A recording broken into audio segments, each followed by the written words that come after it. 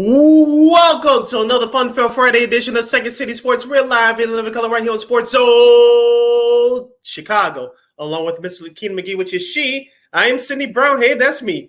You can follow yours truly on the Twitter, X, and the IG at SidKid80. Once again, it's SidKid80. That's SIDKID80. That's SIDKID80. You can follow me at Kayla McGee on the Twitter, X, and Kayla on the IG. Make sure you download that Sports Zone Chicago app wherever you get your apps. You want to know why? Because we said so, that's why. And also, too, you can catch up on the other live shows that we have airing throughout the week. So you happen to miss them, you can watch them and listen to them at your own leisure. Make sure you download that Sports Zone Chicago app today. Speaking of Sports Zone Chicago, please find us on all social media platforms on Facebook, Twitter, Instagram, and YouTube. Once again, please find Sports Zone Chicago on all social media platforms. And while you're at it, please subscribe to our podcast at War Media Podcast. That's WARR Media, PODCASTS. We are available on all podcast platforms, including the iHeartRadio app. And while you're at it, please give War Media a follow on all social media platforms at WARR Media. Once again, that's at WARR Media on Facebook, Twitter, Instagram, and YouTube. And thank you very much in advance for your support. Like, share, subscribe, and tell your friends. We are unapologetically fun, and we have very definite opinions. If you have any definite opinions during our 2-hour extravaganza, we call it Sports Talk Radio Show, you can always hit us up in the comment section at Sports Zone Chicago's Facebook page or at Sports Zone Chicago on YouTube. Type in those questions and comments in the comment section. Lakina will get them up on the screen for you. But you decide to troll and or do something silly or stupid, I've given Lakina full power to give you fools the beer lamp beer boot. Toodles! But before we begin, we must remind you, you can also catch Sports Zone Chicago now on Roku TV. That's right. So celebrate with the squad and get with the program. Sports Zone Chicago is now available on Roku TV. If you already have a Roku television, just tap on the sports folder and download that Sports Zone Chicago app.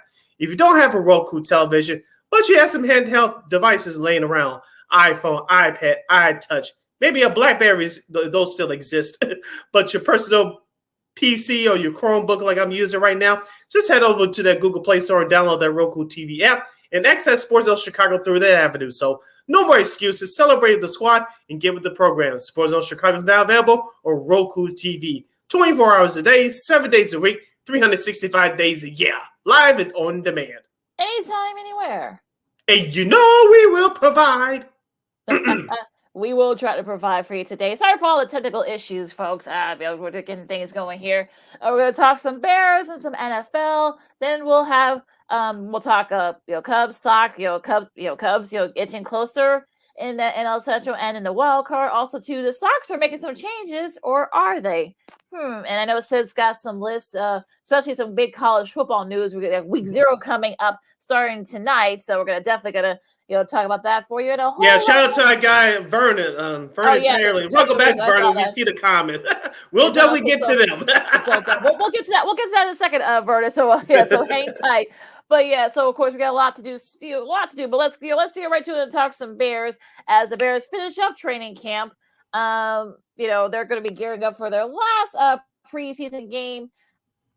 And, starting tomorrow against Buffalo, there's going to be some, it'll be a good limits test because it looks like Josh Allen, Stephon Diggs, and the rest of that Buffalo offense will play a little bit tomorrow. And I know Justin Fields and the rest of the game will be playing tomorrow as well. But injury seems to be mounting up for the Bears. We know that Tevin Diggs is going to be out for a few weeks, and we got some other injuries, some various guys. I know Cole Kmet just came back. Just came back to practice yesterday. So yes, it's a little like there have been a lot of close to the vest stuff when it comes to the Bears injury. So Sid, what do you think? I mean, I kind of feel like I'm not saying that they should be tell us everything, but at the same time, I don't want it to be like hockey where you're like, oh, this guy has a lower body injury or an upper body injury or whatever. So what do you think?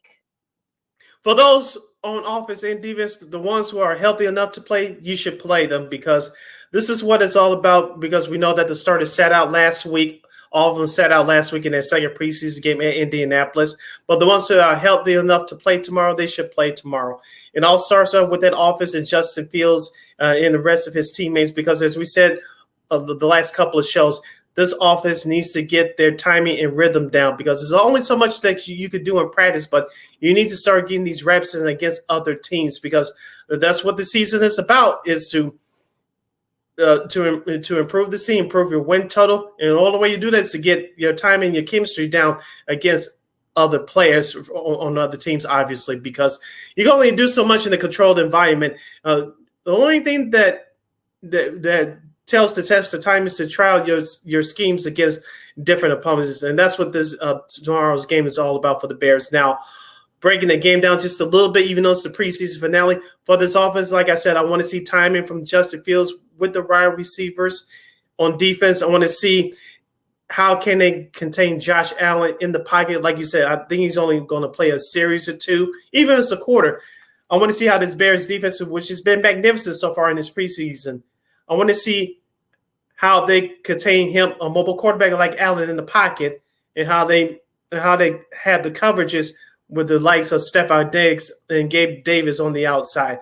And number 3, I would like to see Tyreek Stevenson, the second-round pick, a defensive back out of Miami. He had a rough game last week. Yes, he's a rookie, but I want to see how quickly he learns and how he bounces back. Those are the 3 things I'm watching for tomorrow's preseason finale. I'm gonna keep it short and sweet. I mean, you got guys like Eddie Jackson, who we'll see if he plays tomorrow. Same thing with Jaquan Brisker; he's questionable. I know Tremaine Evans. I know he practiced, I think, a couple of days ago, but he's still a bit questionable too. Yannick Ngakoue, who they just brought up. I mean, we haven't seen him practice much, so I'm trying to figure like, okay, what's going on there? So like the injuries are starting to kind of concern me a little bit. I want to see how this defense goes against like a Josh Allen or Stephon Diggs. And again, we probably may not see a lot of them. They may not show a lot of stuff. So I'm not gonna make any predictions as to however they perform. So for me, I think that's gonna be the key for that defense. As far as the offense is concerned, I would like to see Justin Fields high up against it, because that Buffalo defense, I know they lost Edmonds, of course, to the Bears and a few other guys, and Von Miller is still out, going to be out, I guess, for the first few weeks of the season. That's still a pretty solid defense. So I'm thinking of how Fields is going to react, especially with the O-line, going back and forth and whatnot. So that's going to be the key here for me. And look, I know that the week 3 of the preseason, you're going to probably see a lot more, guys that are probably going to be fighting for a spot in camp. On the practice squad or even on the team. So I'm not going to be too concerned either way. So for me, this is just to see, okay, who's that guy's going to be on the back end of the rotation. That's going to be the issue for me. Yeah, just like you said, these are for the last, I'm just rounding off a number. This is going to be the last chance that 10 guys will be vying for 2 or 3 spots. I'm just giving a round off number, but this is the last chance for those guys that are fighting for those few spots that are left, both offensively and defensively. And one of those guys is Travis Gensler. We talked about it a couple of weeks ago, in that preseason opener against the Tennessee Titans. He came out like a madman because he was ranked number 3 or number 4 on the depth chart as far as defensive linemen is concerned for pass rushers. He needed to prove that he wanted to be on this team. He had, I believe, 9.5 sacks a couple of years ago. He disappeared the last couple of years, but so far early in the preseason, he's shown up. I want to see him do that again. His football life could be on the line tomorrow. So, like I said, there's also other guys that's fighting for jobs as well. Velus Jones Jr., he hasn't had a good preseason so far. And I know he was a high second-round pick last year. I know he has speed, but my man, you got to catch the ball. You got to field the punt correctly. You know what I mean? So, you got to work on those hands. So I want to see what he does as well tomorrow if and when head coach Matt Eberflus gives him the opportunity to do so. Just see what happens with that. Listen, I can see Sports on Sports of Chicago, Lakina McGee, Cindy Brown with you as we preview a little bit the last week of the preseason, also too with the training camp going to be closed up this weekend in a lot of places around the country. Injuries are okay. I'll start with this because the 49ers have named Sam Darnold the number 2 guy. Trey Lance, that's going to leave him out in the cold. Will the 49ers trade him? Will they keep him as insurance? What do you think they're going to do? I think the 49ers are in a good spot. Here's why I say that is because Brock Purdy is still working his way back from that injury from last year, okay? And let's just say something goes wrong with him. And the 49ers do not trade Trey Lance. They're in perfect position. Remember this around this time last year, Lakina? Trey Lance gets hurt. Jimmy Garoppolo, they didn't trade him. Who stepped in? Jimmy Garoppolo. And then Garoppolo got hurt. Here comes Brock Purdy, your third-string quarterback, of course. They took the playbook out of his hands and off the 49ers win. So the 49ers are still in a good position. On the flip side, we all know that quarterbacks tend to go down, even though we're nearing the end of training camp. If somebody goes down, assuming Brock Purdy and Sam Darnold both stay healthy, if another quarterback goes down from around the league, the 49ers in the perfect position to trade Trey Lance because teams are desperate to get top-notch quarterbacks. I'm not saying Trey Lance is a top-notch quarterback, but you can get a serviceable quarterback who's above average for a decent price should that situation come up. I think the thing for me with the 49ers is that you want to keep them. I know that's not I know for whatever reason the last few years they thought, oh well, let's just only keep 2 QBs and just leave no, because we saw what happened in the NFC Championship. I'm sure they will. I know Trey Lance was hurt, but I'm sure they would love to have had an extra QB there, to take happen. So if I were Kyle Shanahan and John Lynch, I'd probably say, okay, look, if Purdy has a setback, if Sam Darnold, we see the Sam Darnold we saw the last couple of years when he was with the Jets, so or even when he was with Carolina last year. So I think I would keep him, keep Lance just for insurance purposes, if nothing else, to see if something does happen. So I think for me, I think that's going to be the key. So we'll see what they do. I think they're in a really good spot. So I think either way, I think they'll probably be okay either way. Now Jerry Jeudy for the Broncos. The Broncos have had a pretty tough camp. He's going to be out several weeks at least with a hamstring. He had to be carted off yesterday. So it's been a pretty tough go for the Broncos. And I feel like I know Sean Payne. I know what his comments. We saw her we had last year, but it's going to be interesting to see what he does. But yeah, I'm kind of like in that realm of, oh dear, like this could. I'm not saying this could be bad for the Broncos, but I'm kind of wondering, like, okay, what's going on here? Yeah, it's going to be a definite setback for the Broncos. Jerry Jeudy has had a couple of bad injuries over the last 2 out of the last 3 years. So, we wish that young man the best in a speedy recovery, wherever that injury is. But Russell Wilson was asked to change his diet and lose some weight. He's lost 15 pounds this offseason. And number 2, he has to get used to working on a new system under a new head coach in Sean Payton. So that's going to take some time already. Now it's going to take even more time without one of his main targets. And it's going to be important for Denver to get off to a good start. Yes. Would you like to have all healthy bodies available? Yes, but we all know sometimes that's not going to happen. So I think Russell Wilson is still going to have a good year, but he's got to do it without one of his top targets. I think Sean Payton will have this team much better because we all know we won't have to go through it again. That Broncos team was discombobulated all over the place last year, including Russell Wilson. If you believe that story from Athletic from earlier this offseason, what he did or didn't do with that team last year. So I think the Broncos are still in a good place. They're in a tough place right now, but I think still in a good place to have a good year. And I think they'll probably be okay. I don't know if they'll be ready to vie for one of the AFC wildcard spots, but I think they will be a fit for some teams. They got a pretty solid defense. We know how the offense is. They got KJ Hamlin, so I know he's been banged up too. So we'll see how he performs on this new offense. So we'll be interested to see what happens with that. Of course, some of the other news real quick. We're not gonna go through the games because the games really don't mean that much. But right. I mean, look, Cooper Kupp, says he'll be ready for week 1. Jamal Adams, he's off the PUP list and he'll ease himself back. CJ Stroud, he could be the QB. I mean, but DeMeco Ryans head coach wants to keep it close to the vest, so he'll probably start that last preseason game coming up. And the Cardinals add veteran Josh Dobbs to their QB roster there. So of course we know Kyler Murray is still going to be out for probably half the season with that recovery from ACL surgery. So there was another and Dorian Thompson-Robertson. Speaking of the Browns, he'll be the number 2 QB behind Mr. Deshaun Watson. Yeah, I told you he has that Cordell Stewart type talent. We saw what he did in the preseason. He was vying, like you said, for that number 2 spot. He secured it, so congratulations to him. I think that head coach of the Browns, Kevin Stefanski, is going to use him in more ways than one. Like as I could use him in a Cordell Stewart type set for. I don't think Robertson can punt, but outside of special teams, you could use it like a Deebo Samuel type, or you use it like in a Wildcat type formation. So that young man's going to be used in a lot of different ways in that offense. Now, I know we run up against it, Lakina, but a couple more notes. My guy, I say, is Simmons that was drafted, that linebacker at LSU. He was traded to the Giants. So I think the Giants linebacker core got a little bit better. Could that solidify them a playoff spot for back-to-back years? We'll see coming up when we do our NFL picks in a couple of weeks. But also, too, on the flip side for the Jets, across the river. Aaron Rodgers is supposed to start in that preseason finale tomorrow night. It was supposed to happen last week against Tampa Bay, but that didn't happen. But we'll see if Aaron Rodgers plays in the preseason finale tomorrow night. And Baker Mayfield is now your starter, which is not a shock. He's your starting QB for the Tampa Bay Buccaneers. How long will that last is up to Baker. Yeah, that's good. Really going to be his performance. We're really going to see. Of course, we're going to see Kyle Trask probably sooner than later. So we'll see what happens. And they play the Bears, I believe, in week 2. Yeah, so that's good. That's probably going to be a test for him. So yeah, we'll see what happens there. So we're going to take a really quick break. We're going to talk. Go to the diamond and talk some baseball.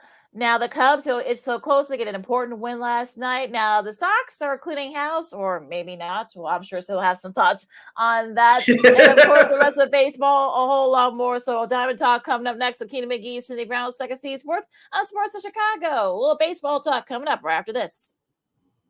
No, I don't know though. I'm scared. I mean, you're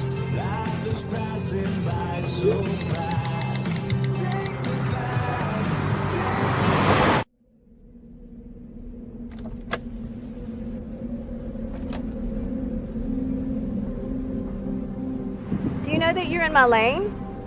No, not at all. Are you not paying attention? Are you texting? I was just checking in with my mom. I was telling her that I thought we'd be home by 6. It's okay. There's enough time. Just pay attention. I'm not even halfway through my text. There's no way. I'm not even going to look up. My babies are in the car. You have to pay attention. It's just supposed to be a quick text. I'm so sorry.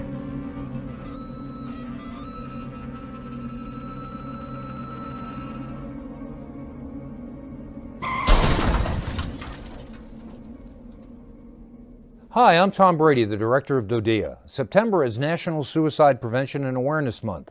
The simple act of reaching out and caring for those in our communities is something we all can do.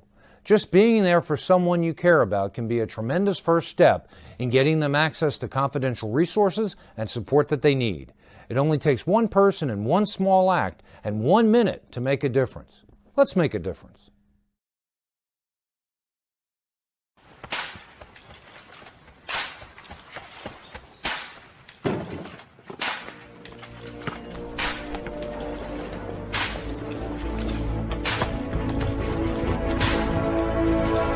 Move it!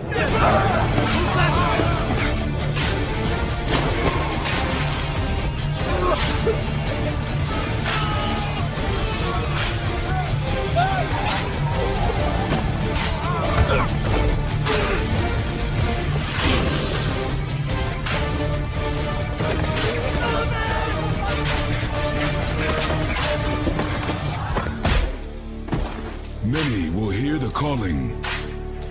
Few will earn the title. United States Marine. The few, the proud, the Marines.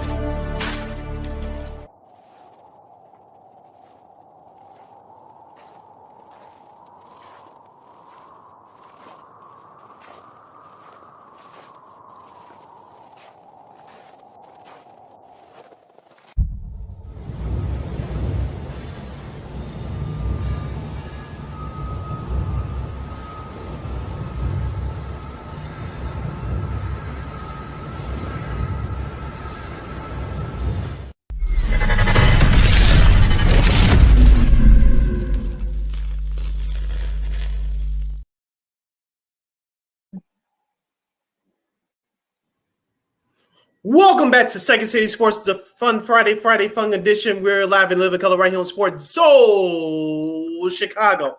I'm Sid. That's Lakina. You can follow yours truly on the Twitter and the IG at SidKid80. Once again, that's SidKid80. That's SIDKID80. That's SIDKID80. You follow me at Akina McGee on the Twitter, X and Akinos over again, the IG.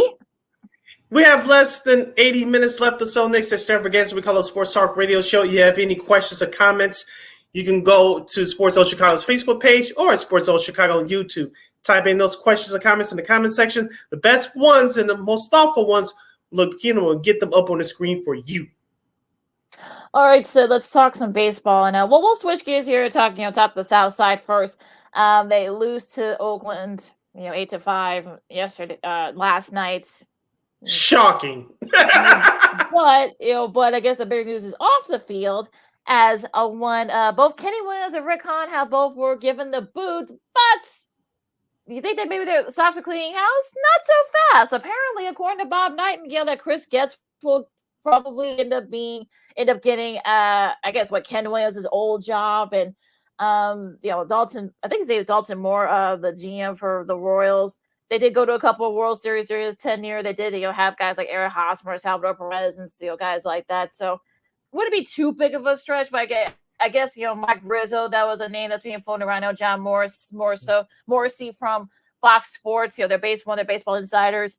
He said that Mike Rizzo, who's the Nats GM, he is a Chicago guy, could perhaps maybe return home. But Bob Nightingale is reporting about an hour ago that he is staying put. And apparently, I guess they're going to give him a nice little raise. So I'm thinking the whole talk was probably leverage, I guess. So, Sid, what do you think? You're the Sox fan out of the two of us, so I'll let you take the floor on this. As the great Wesley Snipes, a.k.a. Nino Brown, said in the movie New Jack City, and one of my personal favorite rappers of all time, Kumo D, once said, money talks, BS walks. That's what happened with GM Mike Rizzo. That's why he's staying put with the Washington Nationals. Now, back to the South side. When I heard the news that Kenny Williams, this is why it was interesting right before, an hour before Tuesday night's game against Seattle. But when I heard the news that both Kenny Williams and Rick Hahn got the X, first of all, I was shocked. And number two, this was really happening.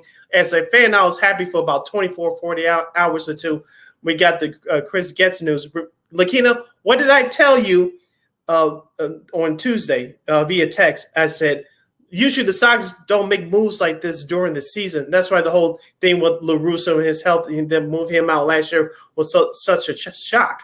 But what did I tell you the other night when that news came down with Williams and Hahn? Organizations don't do moves like this in season, especially late in the season like this unless they have a guy. And you said... Yes, I did. I said Chris Getz, and you looked at me and you Mm-hmm. said, "No, those are your exact quote." That's what he told. I was speaking as a fan. Mm-hmm. Yeah, he said, "No." I'm like, "Look, you don't do this with about 7 weeks left in the season unless you already got somebody waiting in the wings," and that's exactly what the case is. Now, of course, they're going to do. I guess some reports they're going to do excessive search, but Bob Nightingale's usually at the forefront of this when it comes to Sox news. He was the 1st one to break the Tony La Russa being the manager again news a few years ago. He actually is going to be has been hired as a consultant. Take that for what it's worth. But yeah, I mean, look, I'm lobbying for our buddy Jordan Lazowski. He's one of the smartest baseball guys that we know. So I probably would say that it'll never happen. But Jordan, love you. We'll try to get you back on at some point, probably during the off season. But it just seems like you thought that maybe that they're going to clean house and maybe change will be abound. But in this case, that's not true. So I'm just like I really have no words for this, but I'm not really shocked. I mean, we've heard all the stuff that come out that guys have kind of given up and whatever and. You saw what happened last night, even though Luis Robert, I think, hit like a couple of home runs in that game that first game against the A's, but it wasn't enough. So I'm at that point where I'm kind of like, let's just end the season. Just, let's just, please. The end of the season can't come soon enough. But in this case here, I just feel like, okay, a lot will change, but not really, if that makes sense.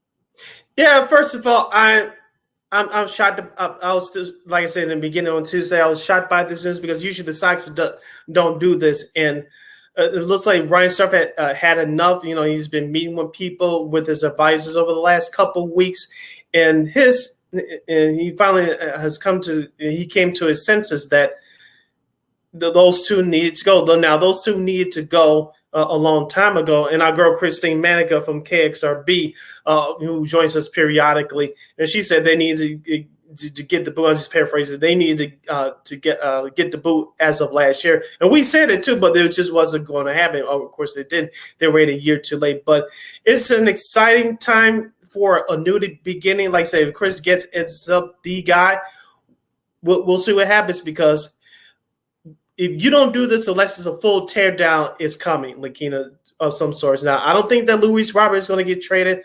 I don't even know if Dylan Cease is going to get traded, but we'll see what happens. But for those folks that are employed in the front office there on the South Side, they're on notice right now, Lakina, because we know, not just in our business, not just in sports, but in life, in our 9-to-5 jobs, and in all other industries, when new people come in, they want their own people, and they have their own ideas. So whoever is employed with the Sox right now, they're on hands and knees right now, praying to keep a job.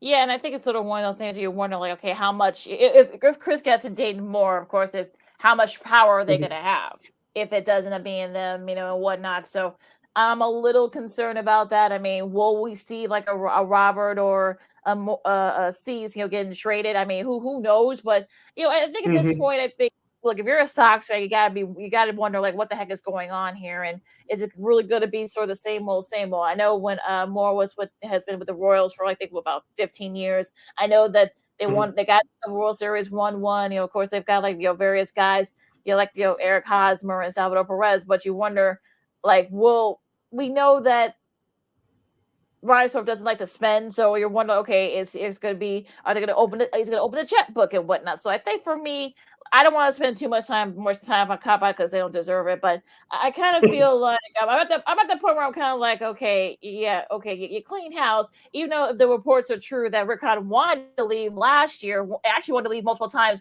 earlier this year, but Ryan told him no. So I don't know what's going on, if there is truth to that, but it's just like, what the hell is going on over there on the South Side? But I don't know. Who knows? Yeah, just to wrap up, it was a power struggle between Kenny Williams and Rick Hahn. And we saw that. We talked about it a couple of weeks ago with that Jake Berger trade. Hahn didn't want to do it. Kenny Williams did it behind his back, and you saw what happened. Now, that report that you mentioned about Lakina, that was true. Rick Hahn wanted to quit after the Tony La Russa hire. We all saw that famous Zoom press conference when they introduced La Russa as the new manager a couple of years ago. He looked like someone had shot his dog. Excuse my interpretation, but he looked lost, of course, when they hired Pedro Grifol during last offseason. He was happy, because he thought he finally, quote unquote, got his guy. But it was a lot of dysfunction at the front office. We talk about the players. Yes, they're held to a different standard, and they're the ones that they had to pay for it at the end of the day, because it comes down to them performing and representing themselves in the organization, but off the field. But we all know that it starts at the top. And Williams and Hahn, we all thought they were going to have their jobs for life, but Mr. Reinsdorf put an end into that. So we'll see what happens. It can only go up from here, right, Lakina? Hopefully they cannot screw this up and real quick. I don't want to be that pessimistic guy, but remember when Dave Wannstedt got the boot after the 1998 season for the Bears, and then Michael McCaskey made it, so rest in peace, but he screwed up the initial hiring of Dave McGinnis. Of course, he left him at O'Hare Airport crying because there was some stuff that wasn't put in his contract for him and his assistants at the last minute. Of course, that's how Dick DeJour ended up getting a job for the 1999 season. Hopefully that doesn't happen for the Southsiders, because the White Sox fans deserve much better than that. We'll see. I mean, look, there's going to be a lot's going to happen between now. Might be even more stuff kind of between now and when the off season starts. So we'll see what happens with that. But now to some happier news, on the north side.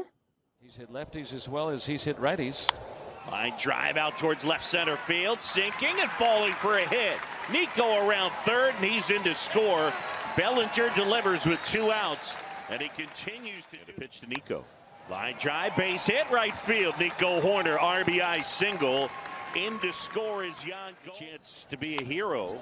Fly ball out towards right center field. Falling, it falls for a hit. Racing home is Tuchman. On his heels is Swanson, and Dansby dives across. Happen to second, and here in the 10th, it's 5-3. The Cubs.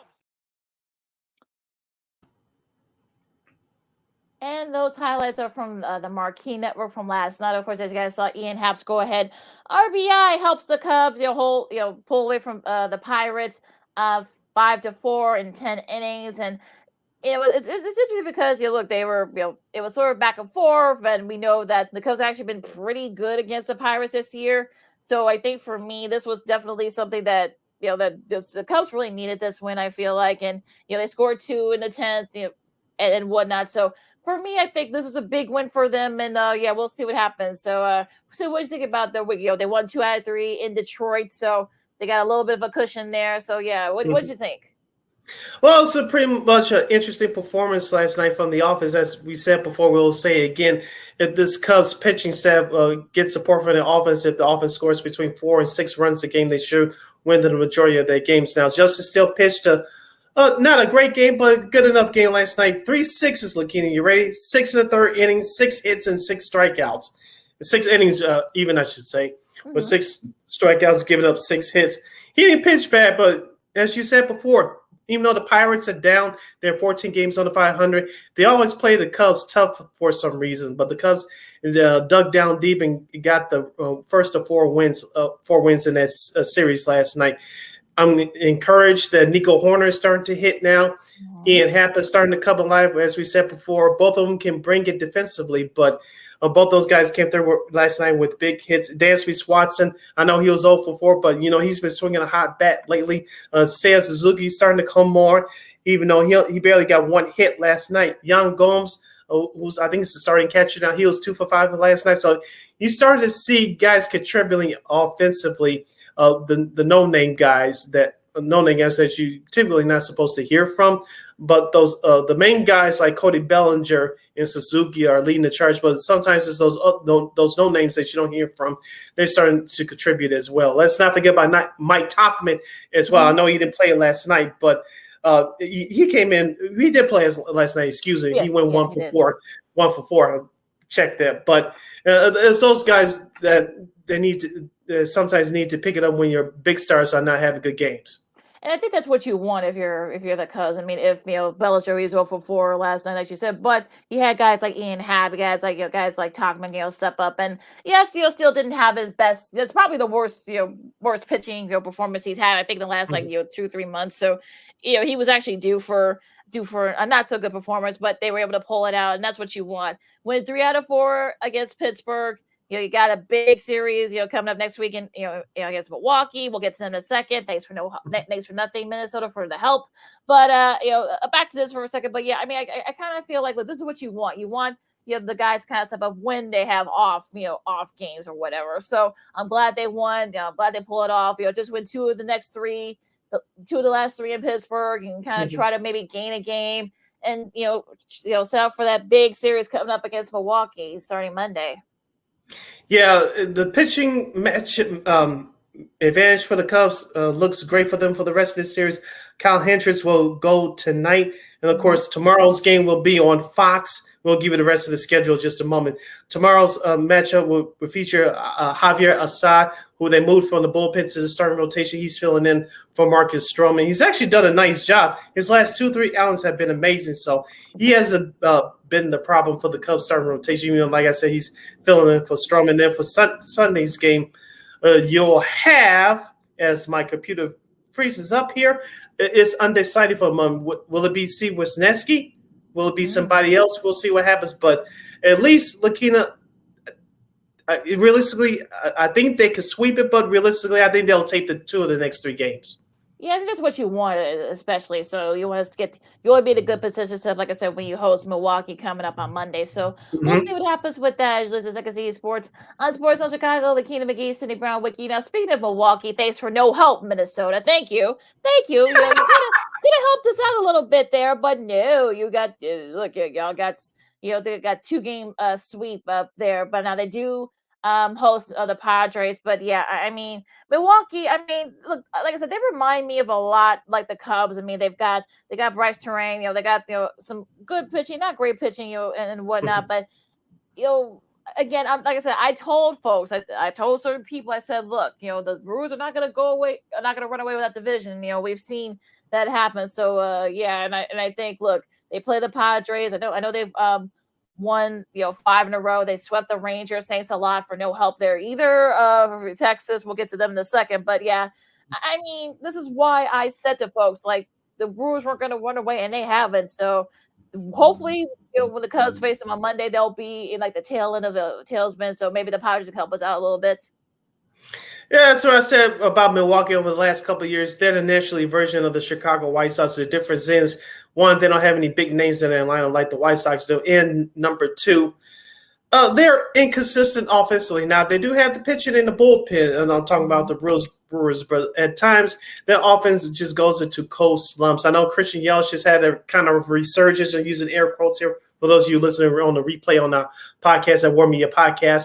But their offense just goes into a tailspin at times, and their starting pitching only can do so much. So, like you mentioned, Milwaukee's not going to run away with this thing. Cincinnati, they had a great week. We'll get to them in just a second, but Milwaukee's offense is really going to be a doomsday for them if they don't get it together. So, like you said, the Cubs just take care of their business, and we'll see what Milwaukee does this weekend. It's going to be one hell of a series starting on Monday. You know, those two teams get down whether they're good or not. So I don't expect this series coming up on Monday to be any different. But if you're the Cubs, just take care of your business against Pittsburgh. Don't look ahead, and everything else will fall into place.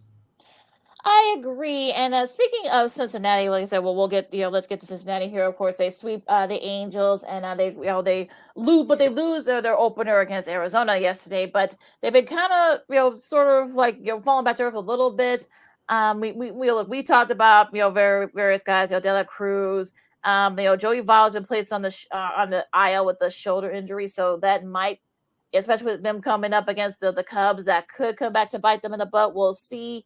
But yeah, I mean, I think for me, Cincy is another one of those teams where we'll see. I mean, look, they face Cincy starting next Friday, so we'll see what happens after that. But yes, but the bigger story here is what happened during that Angels series. Shohei Ohtani had to leave the game in that second game of that doubleheader, where they lost both of them, unfortunately. And of course, he has a UCL. Sort of, he's gonna need Tommy John again, and we're not going to see him pitching more this year. And some people were saying that could this perhaps maybe affect his potential value once he goes into free agency. So what do you think? How was injury? I wish we had our buddy Chris Gilman here. I know he's a big Angels fan. I know he's not. I know he's a little bit bummed about this news. So yeah, what do you think?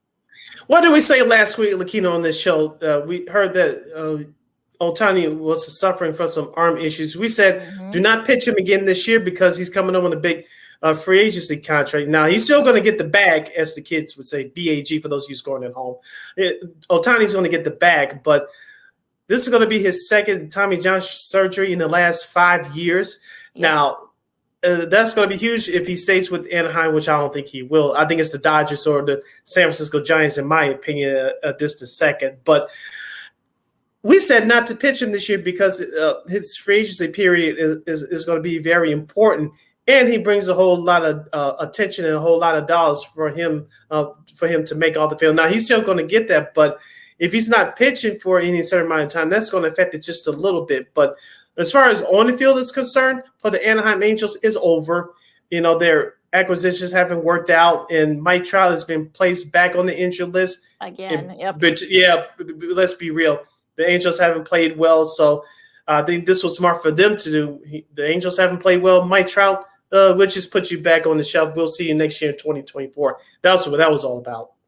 Yeah, and I think it's unfortunate, like you said. I mean, those unfortunately, like you said, those acquisitions. I know Giolito, I think, struggled again in his last start a couple of days ago. So unfortunately, it hasn't worked out for them so far. So yeah, I think if I were the Angels, I would just shelve Trout for the rest of the year. You don't want to risk getting him injured anymore. So we'll see what happens with that. Now, on the flip side, so staying in the AL West, the Mariners, they win 2 out of 3 against the Sox. They open against the Royals tonight. And we talked about this, Mariners team for the last couple of years.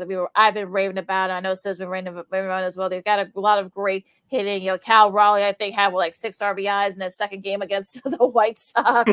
So, including 2 home runs. So that's a pretty interesting side there. Of course, we know about Julio Rodriguez and Josh Rojas and guys like that, and they're only a game back in the AL West. So, and the schedule, if you've seen their schedule, it actually sets up pretty well. I mean, of course, they got this weekend series against the Royals coming up. I mean, you better. I don't want to say you should sweep, but you better win at least 2 out of 3.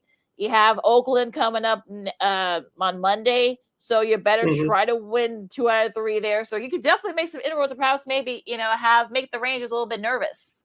And also, you make the Houston Astros nervous as well because Houston had a tough week. They split their 4-game series against the Boston Red Sox at home. Yeah. know also that Houston has had various injuries to their key stars throughout the entire season. So this is a perfect time for Seattle to catch up. Like you say, it was bad in practice here in Chicago, including the series finale on Wednesday, which they should have won that game. But, Tim Anderson decided to do a heads-up play. Yeah, I know that was just a bad throw there, Yeah. but I mean, I know that it's been a kind of a tough, again they won I think like 8 of their last like 9, so they did lose that tough one. I know hopefully that's not going to a loss that comes back to bites in the butt, especially in the division side, but they're still right there. They're only a game back, so it's set up for them to actually make some inroads, perhaps even overtaking that division. Now going to Texas, I mean, I know they lost the opener against Minnesota. Oh, now you want to win a game, Minnesota? Really? Okay, whatever. But yeah, I know the injuries have mounted for Texas, so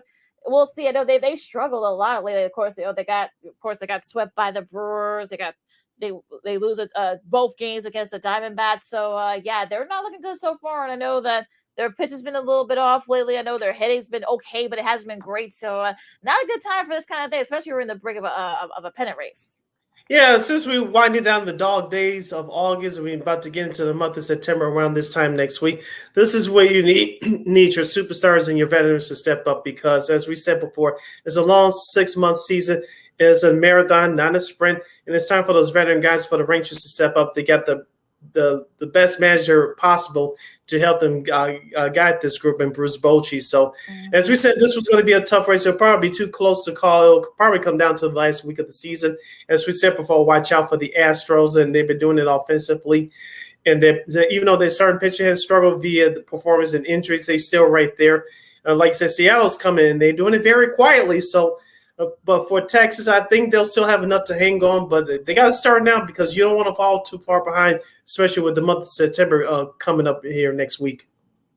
Speaking of falling too far behind, my Blue Jays did not have a good series against Baltimore. They've won the first game. You thought that, okay, maybe they can perhaps win 2 out of 3, but unfortunately they lose the next 2. They're like 3-10 this year against Baltimore, and that's not good when you're trying to not only forget the wild card, now you're trying to make some inroads in AL East. So, but look, I mean, we know how great that Baltimore team is. Anthony Santana, Cedric Mullins, they had a couple of big home runs. He's made a big return ever since he returned to that lineup. Yes. Talking about Cedric Mullins, yep.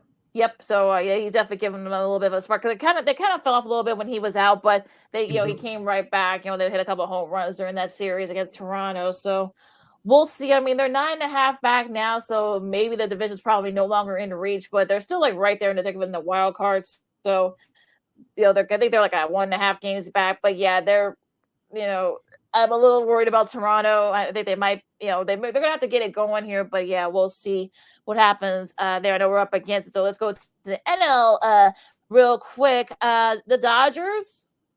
They're starting to pull away in that division. They won 2 out of 3 against the Guardians in Cleveland. I know that's not an easy place to win at.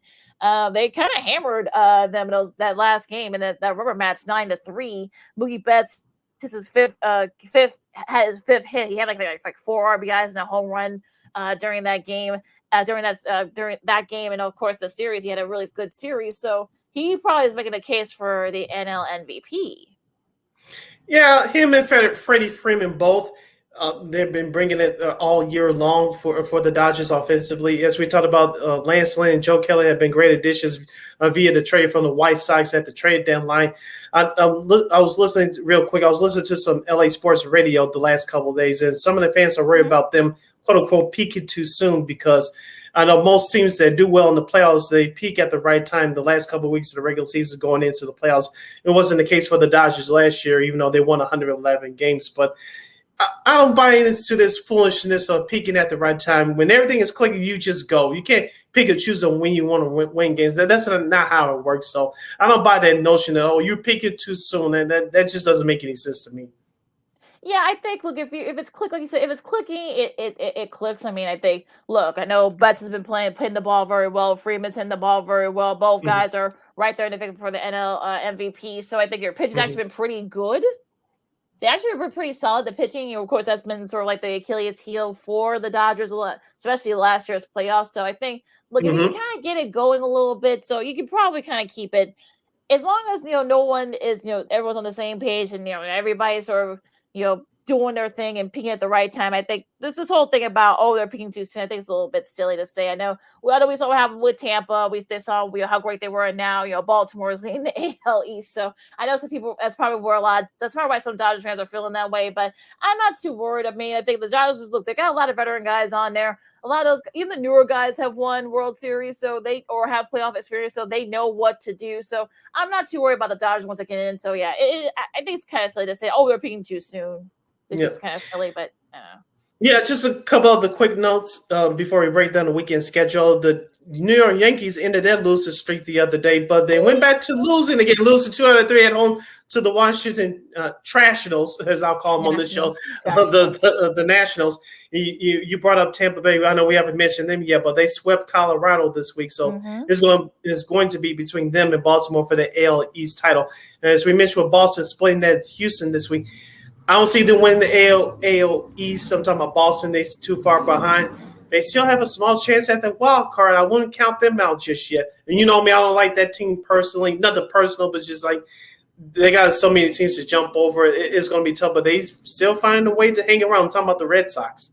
Yeah, I mean, they're only 3.5 back at that last wild card spot. But I think, like you say, they got to jump over. The only place they have to jump over is Baltimore, but I don't buy that the Sox can kind of get into it. I just don't see it happening. But I might be wrong, so we'll see. But I think they kind of gave themselves a little bit too big of a too big of a hole to kind of get up there. Now you got to commend them for actually being within a striking distance, but I just don't see it happening. Of course, they got a tough schedule coming up, so we'll get into that. And right now, Houston and Detroit, that should be Detroit as they open that series. The Yankees and the Rays, we'll see what happens with that series. Washington and Miami. Miami didn't have a great week this week. They lose 2 out of 3 to San Diego, so that could be it. For them, that's you may have to say bye-bye to their playoff chances. Colorado and Baltimore, St. Louis and Philadelphia. We talk about the Cubs and the Pirates in Pittsburgh, and Cleveland and the Blue Jays. So this could probably end up being an playoff elimination game too, series as well. Yeah, finish off your weekend schedule for baseball. Looks like this: the Angels will take on the New York Mets from New York City. The Dodgers and the Red Sox will play the first of 3 in Fenway Park. The rematch of the 2018 World Series. Tonight's game will air on Apple TV Plus. San Diego will visit Milwaukee to play the Brewers. Big series for both teams there. The Rangers and the Twins will resume their 4-game series from the Twin Cities. Cincinnati will visit Arizona. Kansas City will visit Seattle. Lakina's Mariners better be on alert. Atlanta and San Francisco will be the other late game. And your Fox Saturday night TV schedule looks like this. Most of the country will get the Cardinals and the Phillies, while others will get the Rangers and the Twins. Of course, if you're living in Pittsburgh and Chicago, you get the Cubs and the Pirates. And just a note there, that first game of that Seattle as they host the Royals, the first game will be on Apple TV Plus at 9:10 tonight. So a special alert to all you guys in Seattle and Kansas City. Now, the rest of the TV schedule for Sunday, the last game of that Angels Yankees series will be streamed on Peacock. And, of course, the Sunday baseball game of the week will be Atlanta and San Francisco. San Francisco trying to stay within the recognitions of the NL wild card. Yes, and that's your baseball schedule for this weekend as we wrap up the month of August. All right, hour number 1 in the books. Hour number 2 coming up as we'll talk, college football. Of course, I know Sid has an article. I can't wait to see what he has.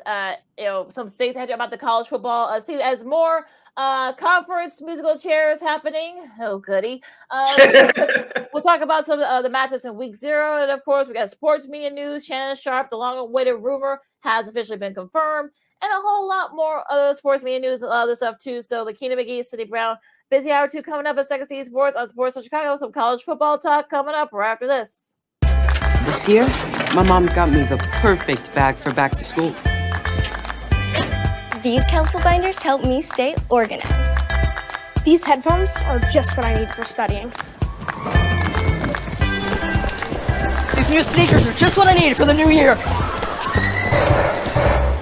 This jacket is a real must-have. My parents got me the skateboard I wanted. It's pretty cool.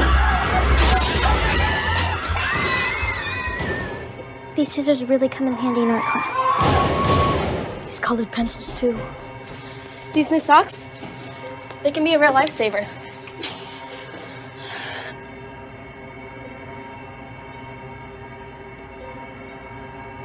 I finally got my own phone to stay in touch with my mom.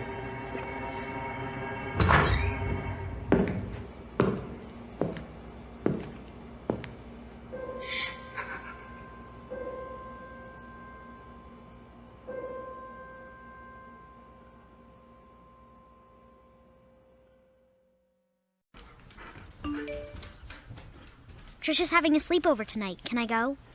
I wonder about Lucy's friends. What should I say? I know you're only 10, but one of these days a friend will offer you a drink. And alcohol at your age can lead to so many things. None of them good. So can I go to the sleepover? Lucy, I want you to promise me I something. finished my homework. Bigger promise. If there's any drinking, I want you to say, "No thanks, not my thing." Mom. I promise you, your real friends won't care. Deal? Sure. Really? I promise, Mom. They really do hear you. Did you pack your toothbrush? For tips on how to start the talk, visit underagedrinking.samhsa.gov, a public service message from the Substance Abuse and Mental Health Services Administration.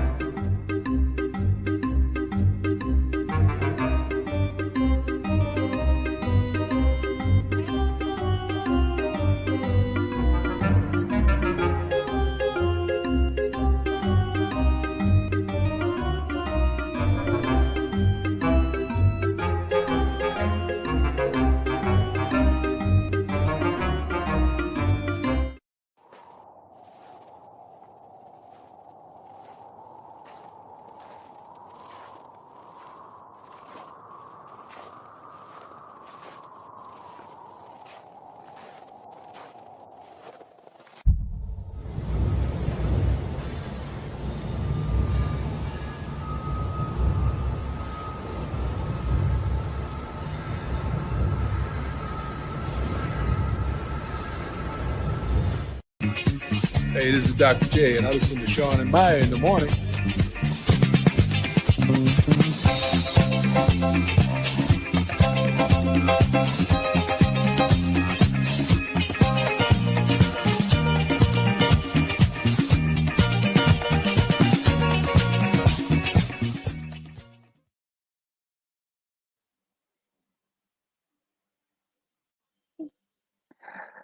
All right. Oh, brother. I was Welcome back dancing those damn computers. Welcome back to Second City Sports on Sports on Chicago. Sorry, I think we interrupted Sig in his groove on over there. You follow me, Keita McGee on the Twitter, X, and Keita is coming in the IG. You can follow yours truly, Sydney Brown, on the Twitter, X, and the IG at SidKid80. Once again, it's SidKid80. That's SIDKID80. That's SIDKID80. We have less than 50 minutes left or so in this extravaganza we call a Sports Talk Radio Show. If you have any questions or comments for us, you can please head over to Sports Zone Chicago's Facebook page or at Sports Zone Chicago on YouTube. Type in those questions or comments in the comments section. Lakina will get them up on the screen for you. And just a daily reminder, you can also catch Sports Zone Chicago now available on Roku TV. All right, sis. So let's talk week 0 of college football. Of course, but this is week 0. I think we're coming up with about a dozen games that will be coming up. So I'm looking forward to something. We'll talk about that in a second. But apparently, there might be some more conference moves, I guess, as you say. Apparently, there have been some various reports that Stanford, Cal, and even SMU might be going to the ACC. I said might because there are some people that are not too keen. I know North Carolina coach Anson Dorman. I know he said, he's a soccer coach, a veteran soccer coach. He's coached, I think, for like 20 some years now. He said that, they can die on that those schools can die on a vine. Those are his words, not mine. So it's a little bit silly that, this is even a discussion. I know there have been like some other schools that are probably, I think NC State's another school that, are not too keen on this idea. So just kind of want to kind of bring that up and just say, oh, it's sort of kind of silly, but no one's into this. I don't think anything's going to come in. I know Stuart Mendel has been reporting this for the last couple of days for ESPN, but I just don't see it happening. A lot of ACC presidents and some ACC schools don't want this to happen. So I just want to kind of get your thoughts on that, Sid. We are witnessing the fastest death of the Pac-12 conference right before our eyes. His name escapes me for a moment. The former Pac-12 commissioner that didn't see the forest through the Larry Scott. Thank you, Larry Scott didn't see the forest through the trees, and the rest of those people who are in charge now, they're paying for the sins that he did several years ago. But as far as those West Coast teams were trying to move to the ACC, how you can work out the travel logistics for not just football, but for basketball and for the other sports as well. We know that for other sports, it's tough enough to get up the funds that they already have to fund these programs. I know most of the money in most of those big-time schools come from football and basketball, and that's what covers it up for all the other sports to thrive on. But how are you going to get the money up for the travel logistics, not just for the football and the basketball teams, but for the other sports? And you got to figure out the time difference and other logistics that goes on as well. It's just a big mess. It wouldn't make any sense anyway. Yeah, I think it's just silly, of course, like you said. I mean, you're Stanford, Cal. I mean, it's bad enough that they're going even further than what USC and UCLA are going to go through next year, going to the Big Ten. So it's just sort of like crazy how all this is kind of like transpired. Of course, we know the money is the root of all of this. So it's just silly. Like I said, I'm not a big fan of this. I'm a traditionalist when it comes to like college sports and stuff like that. Now, as they say, look, you can't say that, oh, you're not chasing money when you kind of are. So this is sort of silly that they're doing this, but I don't know. It just is kind of crazy.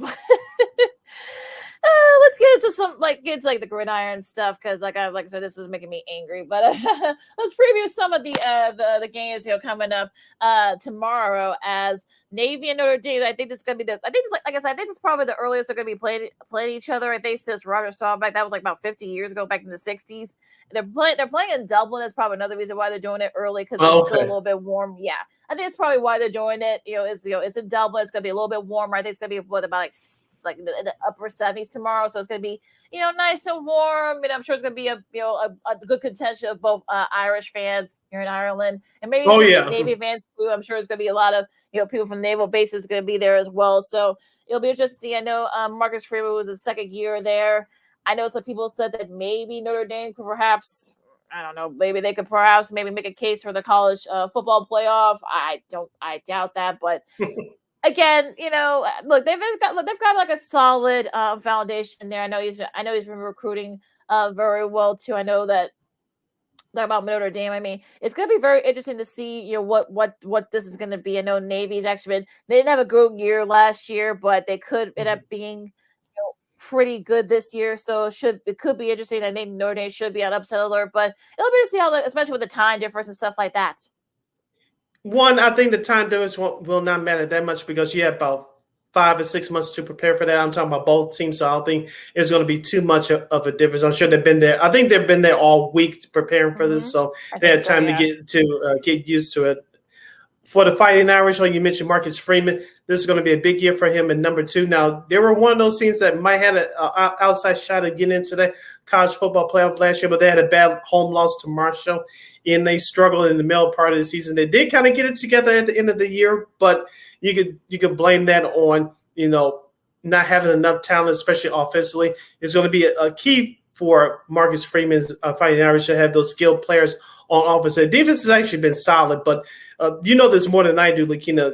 Even today's game, you still need to score points, and that's something I want to see Notre Dame do. Yeah, they got Joel Alt, who's their veteran, a guy on that O-line. He's a preseason All-American, so I'm we'll see if it could be interesting to kind of we'll see how Notre Dame looks through the season. So I think what we've talked about, I know it's going to be. This is going to be kind of like the thing where it's going to be a little bit test to see how good this Notre Dame team is going to be this year. So I know Sam Hartman, I know they just, he just transferred. So it's going to be very interesting to see how he's going to look. So, having a veteran guy to kind of sort of help out a little bit. I think he's a 6-year senior, I believe. So yeah, this is going to be really going to be interesting to think here. And then we'll see how Notre Dame looks. I mean, look, I'm kind of, I know our buddy Sean Davis is a big fan. So I'm sure he's going to have a lot to say about this. We'll see what happens. We'll try to get him back on the show at some point now. Caleb Williams will start his Heisman defense. The preseason All-America, of course, the reigning Heisman winner, as they host San Jose State. That's going to be at 7 o'clock on the Pac-12 Network tomorrow night. Good luck finding the Pac-12 number if you don't have cable. Right. Yeah, I'm sure it'll be streaming somewhere, I'm sure. But yeah, I don't. You sure about that? Well, yeah, I mean, look, I don't have the Pac-12 network. They dropped it, another Larry Scott special, so it's kind of interesting. But yeah, I mean, look, we'll see how that defense looks, because that was really like the big thing with USC last year was their defense. They gave up a lot of points. You saw what happened at the Pac-12 championship game against Utah. So I'm wondering, like, I'm no easy. I know you add a lot of muzzle talking about Caleb Williams. I know Cliff Kingsbury is there now working with him, so that could definitely help him in that front. He could probably be even better than he. Some people say he perhaps maybe win the second one, which would be the first time that's happened, I think, since Archie Griffin way back in the mid '70s. So we'll see what happens there. But like I said, it's really going to be their defense. That's going to be the key for USC. Yeah, because we talked about it all last year, Lakina, about the Trojans' defense. It was an Achilles heel for them, but they survived it until Utah knocked them around in that Pac-12 title game, in which cost USC a chance to go to the college football playoff. We'll see how much that Lincoln Riley has recruited this offseason to get some playmakers on that side of the ball. On offense, like you said, they still should be fine. They may take a slight step back, but I think they should be good enough. I'm focusing on the Trojans' defense this year. And Dorian Singer and Mario Williams, I want to see what those guys do this year for the Trojans as well. Yeah, I think that's really going to be the key in there. And I think they shouldn't really have to. They shouldn't have to. I know San Jose State has actually been pretty solid the last couple of years, but I think they are starting to rebuild. So again, we'll see. I think if they don't get caught looking ahead, I mean, the schedule's set up pretty well for them. Talking about SC, I mean, they got Nevada next week, then they got Stanford, they got Arizona State. They're actually going to be pretty solid this year. Arizona State, they play Deion Sanders and the Buffaloes in the 30th. They got Notre Dame coming up on the October 14th. Then they play Utah the week after that. And they got to go Washington. We'll talk about them in a second, because a lot of people are thinking that Washington could probably make a go at it. And plus, there are no more divisions in the Pac-12, so it's going to be the top two teams. So, no more Pac-12 North or Pac-12 South. So it's going to be the top two teams. And they play Oregon. They're going to, you got Bo Nix back. They're going to be a pretty solid team this year as well. And they have UCLA, of course, the finish of the season. Of course, that's going to be a weird. This is going to be the last time they're going to be facing each other in the Big Ten. But yeah, so I like their chance. So what do you think? I was going to ask you. I think USC is going to have a great season. But I wanted to ask you, Lakina. My answer will be no, because in the middle of the part of that schedule. But I'll ask you: do you think USC goes undefeated? Because I think that's the only realistic, quote unquote, guaranteed shot they have of making the college football playoff. They damn near did it last year, almost going undefeated until the Pac-12 title game. But do you think they go undefeated this year? I say no. I think they'll be knocking at the door of the college football playoff. They'll probably get in. But first of all, Caleb Williams cannot get hurt. And like I said, I think if they have more than one loss, it's going to be trouble. And I think it's going to be tough, because, like I said, the schedule set up. I know they have to go at Notre Dame this year. They go in October, so it shouldn't be too cold. They do host Utah, so that should help them a little bit. They also host Washington as well. They got to go at Oregon, though, in mid-November. So that could perhaps maybe be a caveat there as well. So I think they could go undefeated, but it's going to be, they got a couple of tough games. So it's going to be. Do they play Oregon State this year? No, they don't. They don't play Oregon State. They're lucky because Oregon State gave them a game on the road last year. They did. And I saw that game. And it's going to be, they don't want to play Oregon State this year, but it's going to be very interesting to see what happens there. Now, of course, some of the other games that are will be tomorrow. You got Clark Lee, who signed another extension. He's doing great things down there in at Vanderbilt. They host Hawaii. Then at 6:30 on SEC Network. They got San Diego State. That's been very solid too. They host Ohio University at 6 o'clock also on FS1. And you got UMass and New Mexico State on ESPN at 6. So some pretty solid games. Jacksonville State and UTEP, two kind of up and coming FCS programs. So, Jacksonville State is FCS, but I know UTEP. They're in the. I think they're in Conference USA. I know there's been so many conference moving. I know it's hard to kind of keep track, but it's hard to keep up. Yeah, it's hard. It is very hard. And of course, Florida International against Louisiana Tech. That should be a fun one at 8 o'clock on CBS Sports Network. Couple of games I'm looking at here for Saturday, tomorrow, Saturday, for those of you listening back on the replay on the podcast. Florida versus Utah. I think this is a rematch of last year's opening game. Remember, Lakina, we talked about Utah playing tough on the road at Florida. They played with Florida last year and they lost it in the last few seconds. Of course, number 14 Utah will host Florida this year. That's at 7 o'clock tomorrow, Saturday on ESPN. And at the same time on Fox, Nebraska versus Minnesota. I thought Minnesota was one of my teams last year to watch out for. Lakina, they had a tough stretch from the middle to the end of the season, which they clearly stumbled. Nebraska, they still trying to get back on track and find their identity. But for Nebraska and Minnesota, Minnesota is going to be the home team for this one. I think this is a big game for both teams. So call me crazy. I think this is a bigger game for the Cornhuskers. Yeah, I mean the Cornhuskers. I know they got a new head coach, so I'm thinking that this is gonna be interesting to see how that's all kind of going to play out and going to shake out. So I'm wondering about that, how Nebraska's going to look. I mean, an early Big Ten game there. So yeah, we'll see what happens with that. You're going a little further than I thought. I mean, we're doing like this, this schedule for this week too. I see, so we're gonna be interesting. Yeah, it's gonna be a log jam of games. So yeah, that's gonna be interesting. Oh, that's on Thursday. Sorry, folks. Yeah, sorry. This is coming Thursday. Yeah. Well, so we can talk about that. I mean, those Thursday games are gonna be interesting. Like I said, the Florida Utah game. Florida, of course, they struggled last year against Utah. We'll see how they look this year. The weather shouldn't be an issue, so we interested to see what happens with that. Now, of course, that Minnesota game. I mean, with all this has been coming out about PJ Fleck that allegedly might have taken place, we'll see how much that affects him. But yeah, it's gonna be interesting to see what happens there. But yeah, that Nebraska Minnesota game gonna be an early Big Ten statement there. UAB and North Carolina A&T and Tulsa and Pine Bluff. Also to get the Fighting My Burmas, as we call them here, the Missouri Tigers, as they face South Dakota. A pretty solid team from FCS. That'll be on SEC Network. So yeah, so some pretty good games coming up these next few days. Yeah. So as we said before, we'll say it again. Keep it here on Second City Sports on Sports Zone Chicago. We're going to be your home for college football, both locally and nationally, from week 0 all the way through the national championship game in January. Lakina and yours surely will keep you up to date on all the latest happenings from the world of college football, Heisman Trophy candidates, which we'll get to in a sec. And we'll have your teams that are trending up, trending down, and all the big, and we'll give you the nuggets on all the big games coming up for that particular week. So you want to keep it here for all your college football news and nuggets right here on Second City Sports on Sports Zone Chicago.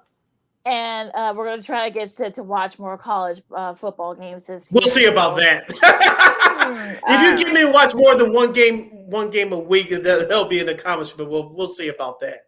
All right. We'll see. We'll try. We'll work on him. I think Sean and I, we all made that admission there. So okay, listen, I can see it. Sports on Chicago. Lakina McGee, Cindy Brown with you. Do you want to do your thing with college football? Or do you want Heisman candidates? Or, okay. That's what this list was about. The Heisman candidates. It comes to us. This article comes to us from our guys at Pro Football Focus. They had their top 10 candidates for the Heisman Trophy for this upcoming 2023 season. I'll start at number 10. Quarterback Cade Klubnik from the Clemson Tigers. He was a true freshman last year. He wasn't a full-time starter, but he had a completion rate of 91.1% of his. He completed 91% of his passes last year. And Lakina, we talked about this before. With Clemson. They struggled the last couple of years. They weren't in the national championship picture. It looks like a few people are picking up to be one of those sneaky teams to get one of those 4 spots in there this year. Do you think that Dabo Swinney will get his guys in there this year? Because they're going to be motivated now more than ever.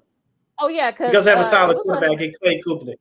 Yeah, Kubik was a very hard to recruit, so I don't think a lot of people thought that. A lot of people wanted him to play last year. Of course, DJ Olonier. Unfortunately, it didn't work out for him. He transferred, so now it's Kubek's team now. So I'm looking forward to see how he looks. I mean, the schedule kind of sets up. They play Florida State. They host Florida State this year on the 23rd of September.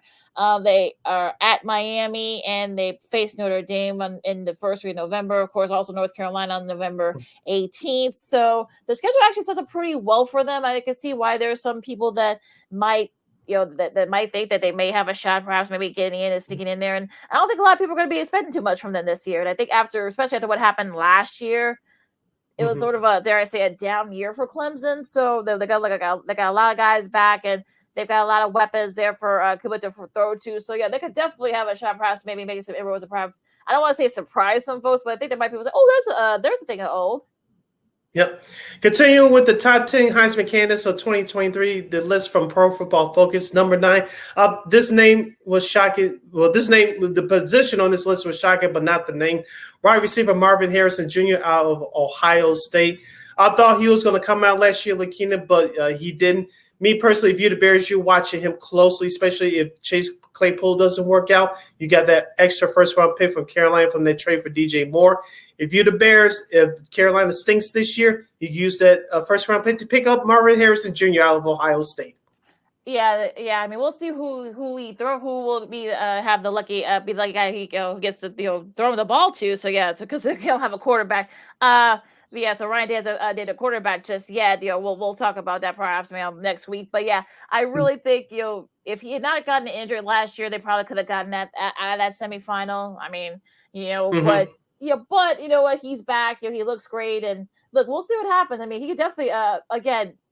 There's going to be a lot of emphasis on him this year, so he may not have the high numbers that he did last year. So just a little caveat to any Buckeyes fans that he might have a shot. He perhaps could go to New York City in December, but we'll have to wait and see.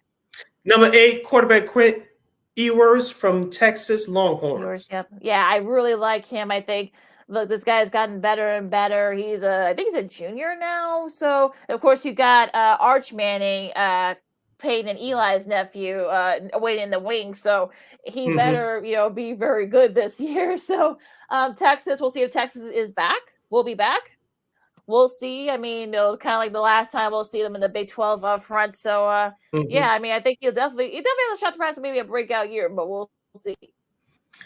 At number 7, this quarterback could be the second-rated quarterback in the NFL draft coming up in 2024. I could be wrong, but as of right now, at number 7, quarterback Drake May of North Carolina.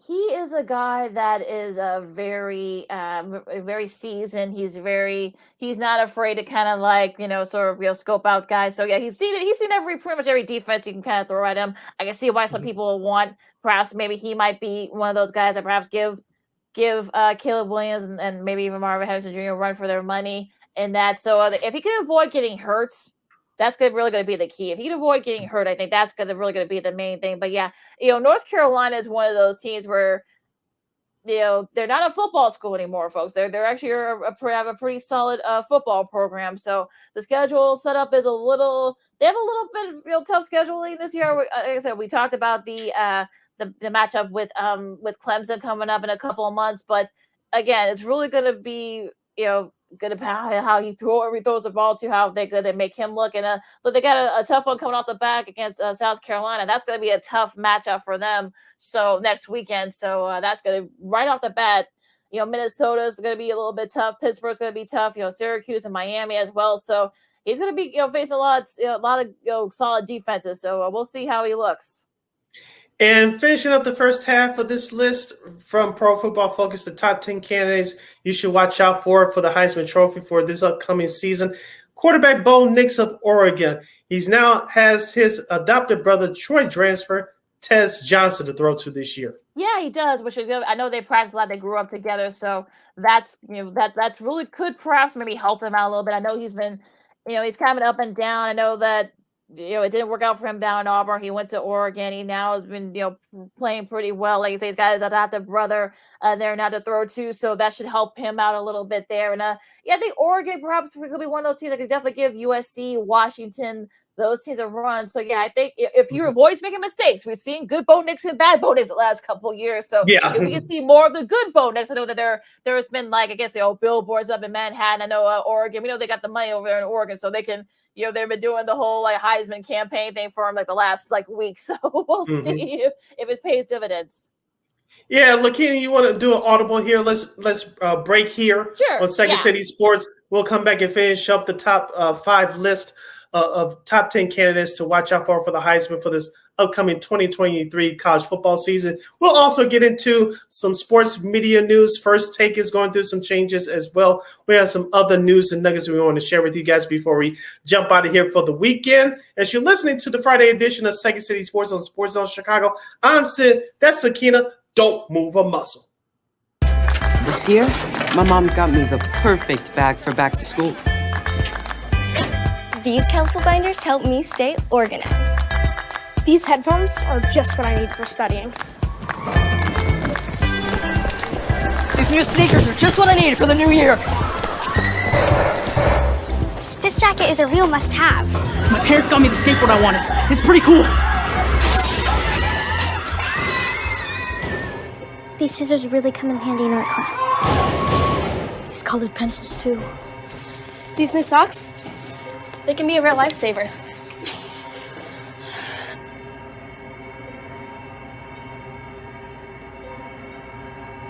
And I finally got my own phone to stay in touch with my mom.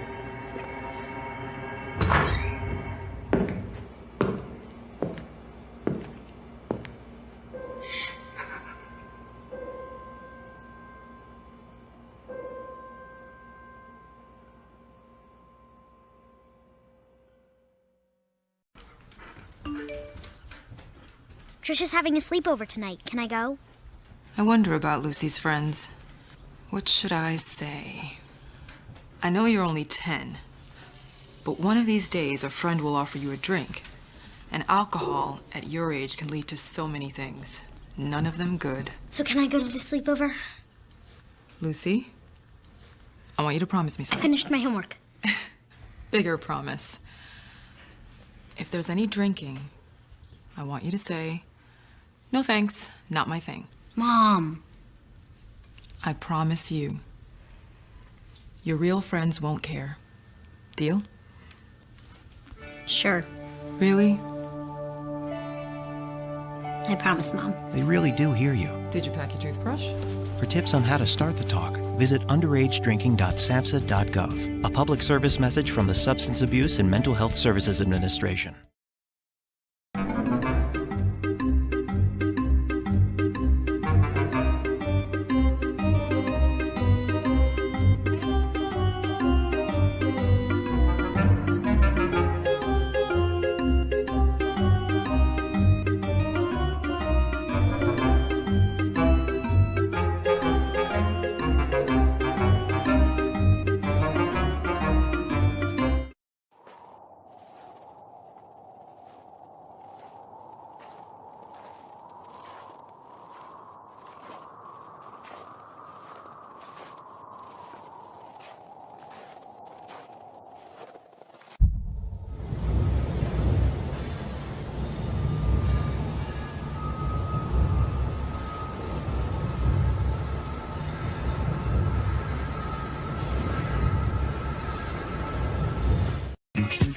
Hey, this is Dr. J, and I listen to Sean and Maya in the morning.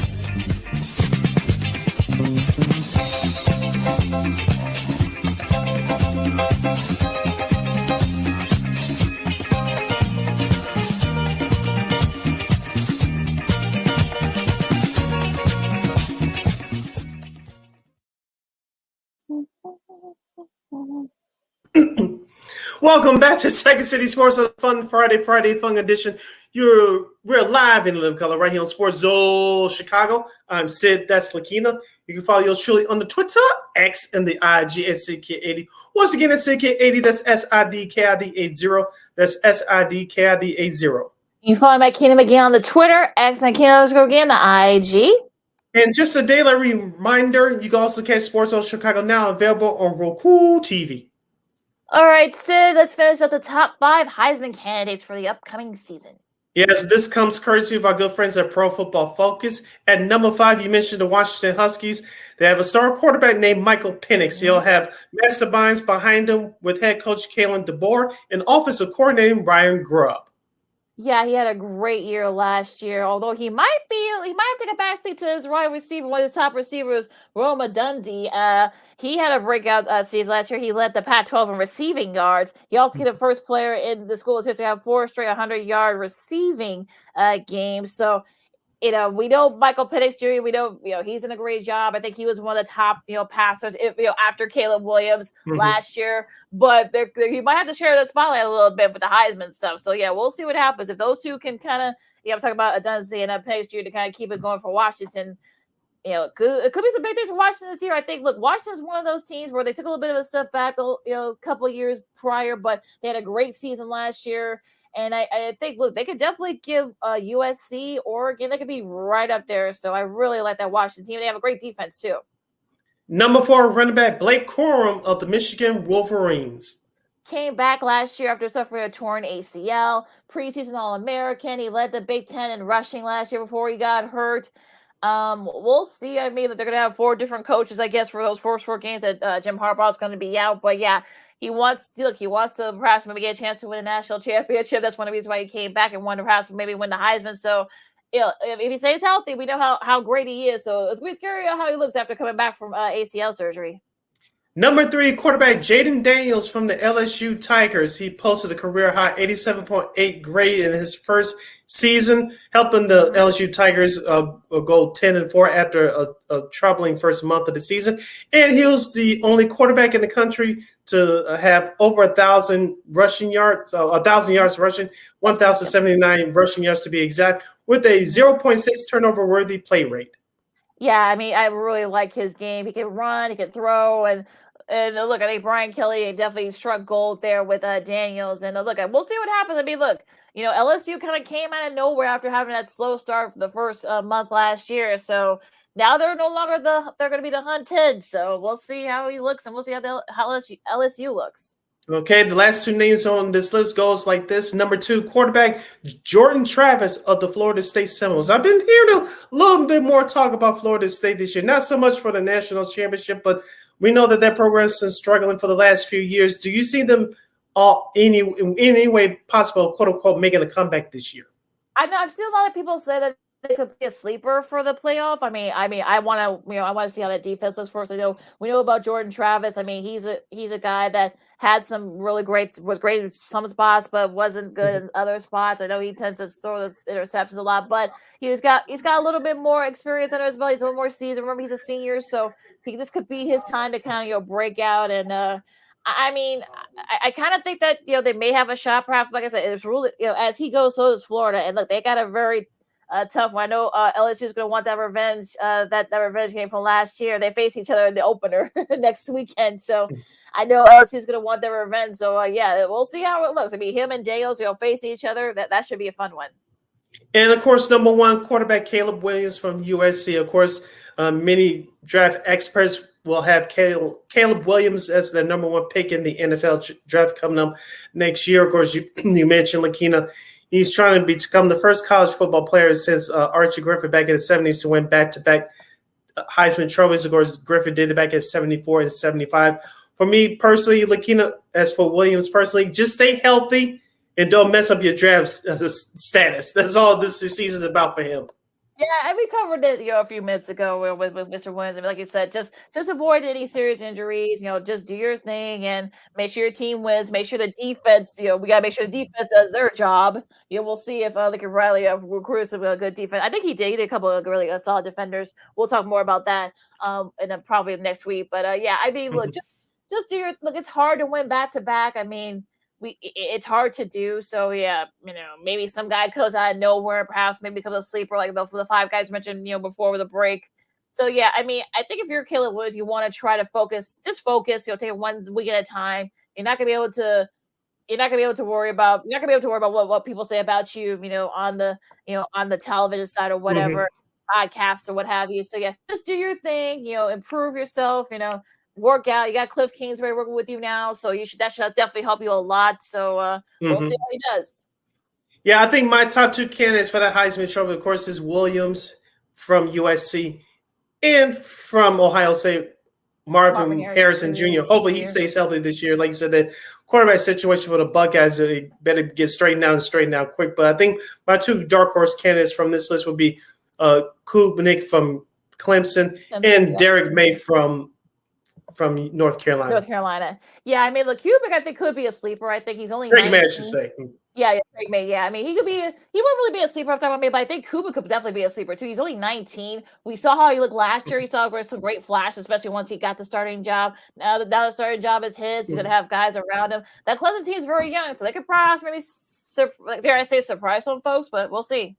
Yeah, like I said, if Kluberman has a big year, obviously, if Clemson should sneak into the college football player, Kublik is going to have a big year, and that's the case. That's definitely going to bump up some votes for him. Should be a lot of fun. Like I said, we'll be one of your homes for college football here on Sports Zone Chicago. We'll talk college. We'll talk about Heisman stuff, all that and all the top games. We'll even have some people to come on. We're gonna have somebody big coming on Monday to start the show. We're off the bat at 12:15. So we won't tell you who it is. So I'll just got to tune in. But stay tuned. As Rick Hahn would say, tune in. Tune in. Yes, exactly. So this is Second C Sports on Sports Zone Chicago. Lakita McGee, Sydney Brown, with you now. Sid, we're going to switch gears here and talk some sports media news and a long-awaited rumor we've been talking about for like the last month. It feels like even longer than that. But it looks like it's all official. It's all official now, I should say. Yes, Shannon Sharp will head over to ESPN to join First Take. He's going to hang out with Stephen A. Smith during the football season. He's going to be on there for at least, I think, 2 or 3 days out of the week there. Mm-hmm. He's going to talk football with him. He's filling the place for Michael Irvin, which it looks like he's going to go to Undisputed on FS1. That new cast will debut on Monday. I'll give you my Cisco and Ebu review on that episode. That's coming up on our next show on Monday. But as far as Shannon Sharp is concerned, him and Stephen A. is going to do some good things. Remember, a long time ago, Shannon Sharp filled in with Stephen A. for Stephen A. on First Take when that show first started many years ago when he was doing some work with CBS. And I think he did a couple of shows with Stephen A. as well when Skip was still at ESPN. So I think that this is going to be a great dynamic. I know that First Take still has some good ratings for what I read, what I have read, I should say. But I think this is going to be fine.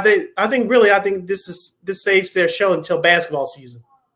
Probably, I think that's going to be the key here. Like I said, I don't watch First Take anyway, so I'm like, I really don't care. I just can't catch the clips on YouTube like you do. Yeah, so I'm kind of like, okay. I mean, look, we know Shannon Sharp brings something different and different tastes. We know he's not afraid to, suppress his opinions. We know he's pretty smart. So I'm like, okay, it's just another element. All right. I mean, look, I know he and Dan Orlovsky, Ryan Clark, and the rest of that group, I'm sure they're going to be fine, in that front. So, okay, whatever. But, it's like I said, I mean, this has been along the way to rumor. I mean, and we now see it's official. So we'll see. Yeah, should be interesting.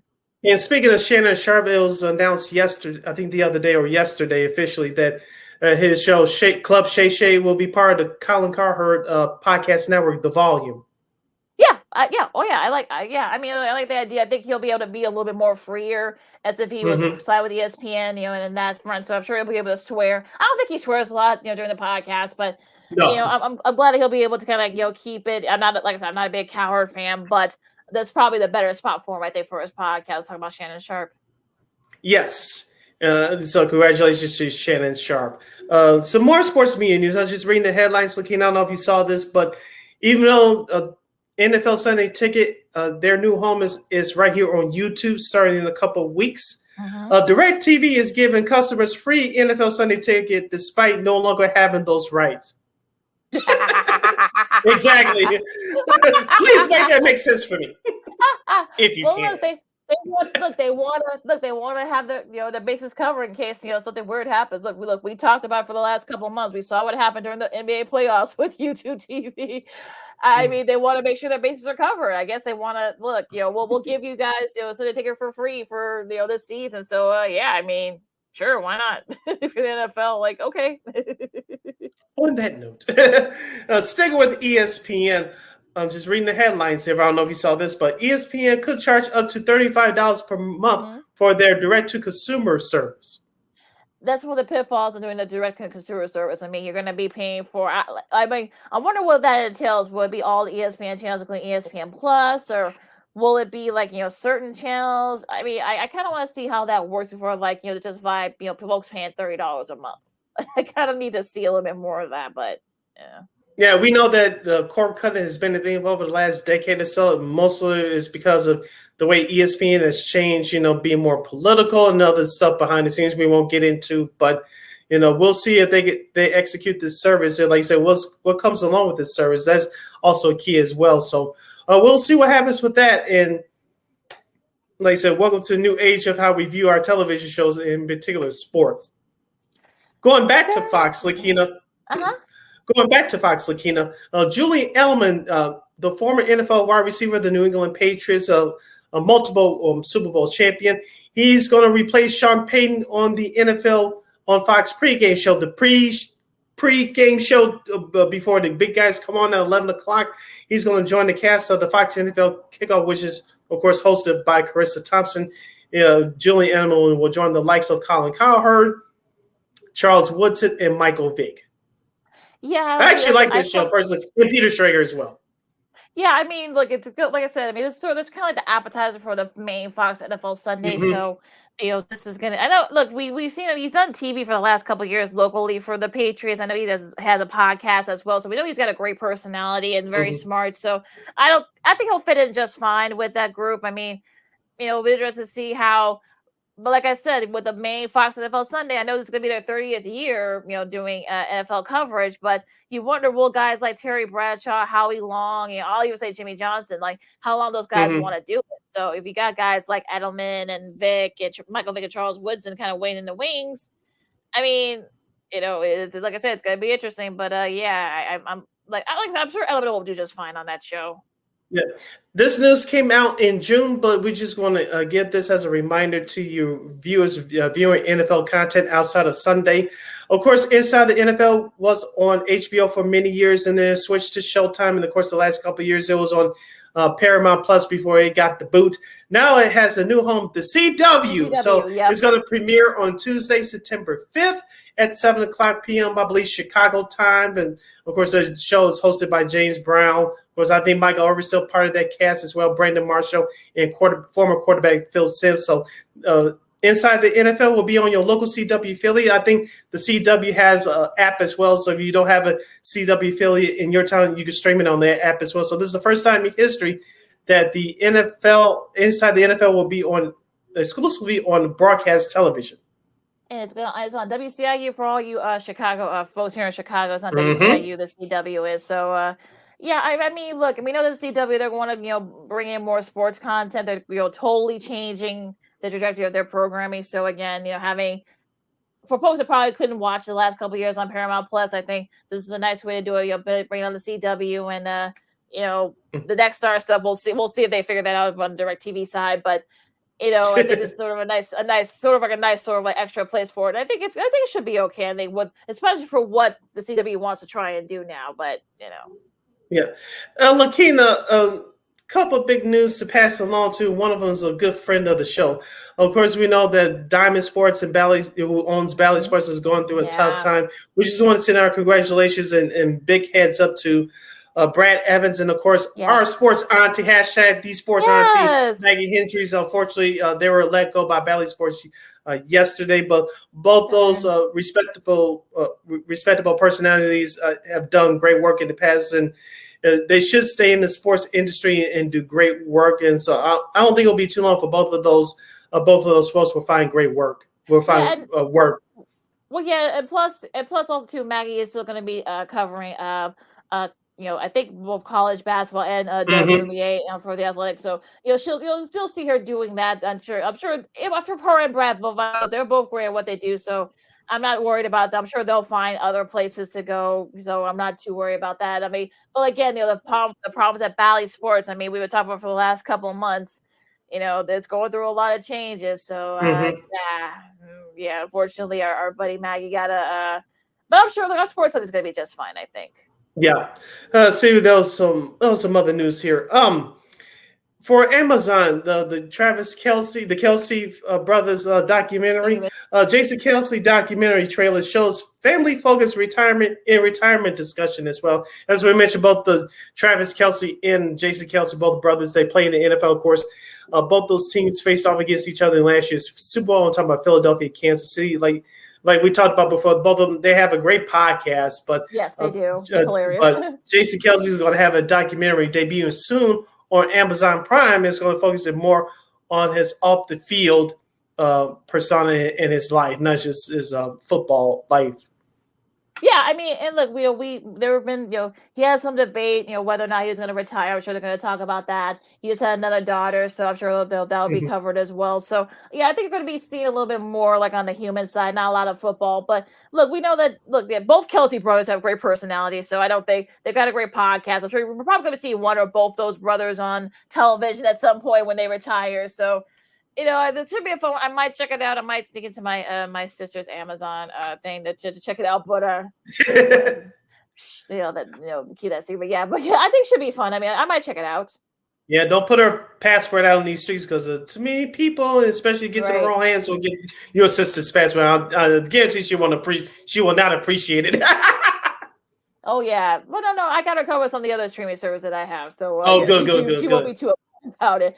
But going back to Fox for a second, of course, they released their broadcast teams for this season.